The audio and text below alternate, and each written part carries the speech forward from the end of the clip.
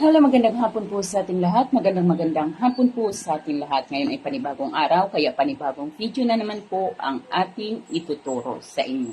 Ito pong ituturo natin sa inyo ay upang hindi siya mapapakali, lagi siyang mababalisa at ikaw lamang ang lagi niyang maiisip.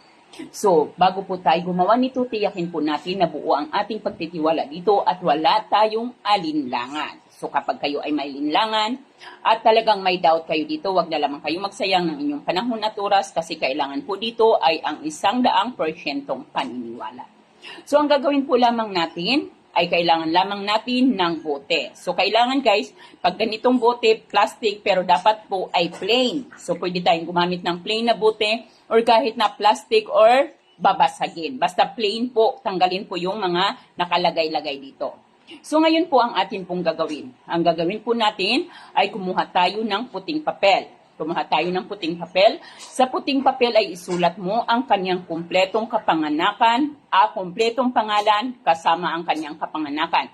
Kasi hindi natin maiiwasan na mayroong magkapariha ang pangalan. Kaya dapat isama natin ang kanyang birthday. Ngayon po, pagkatapos na isulat mo na ng 7 beses, ang sa ating papel ang kanyang pangalan ay itupi mo ang papel papasok. So marami po ngayon sa atin ang magtatanong kung paano ba ang pagtupi ng papasok. So ganito po ang pagtupi ng papasok. So halimbawa, ito yung ating papel. Ito po yung ating papel. So ayan po yung ating papel. Ang pagtupi papasok papunta po sa atin, hindi po dapat palabas. So ganito po ang pagtupi papasok. So isa, yan. And then, 2 at 3. Pagkatapos, pwede nyo pa itong irolyo. Kung mahaba ang inyong papel, pwede nyo itong irolyo. At pagkatapos, ay ipasok mo ito dito sa bote. Pag naipasok na ang papel na ito dito sa bote, ay hawakan mo ang bote. Paghawakan mo ang bote at pakaisipin mo ang taong ito. Kapag nasa iyong balintatanaw o nasa iyong isipan mo na ang taong ito, ay alugin mo ito.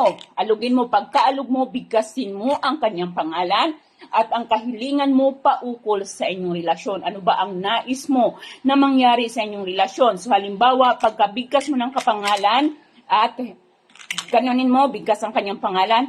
So, for example, ito yung inyong kahilingan. Pangalan niya, ikaw ay lubusang mababaliw sa akin.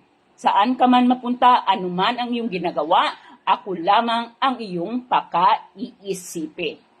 Tapos, ganun po ulit, alog po ulit, bigkas ulit ng pangalan, kahilingan, alog ulit, bigkas ulit ng pangalan at kahilingan hanggang sa 7 beses.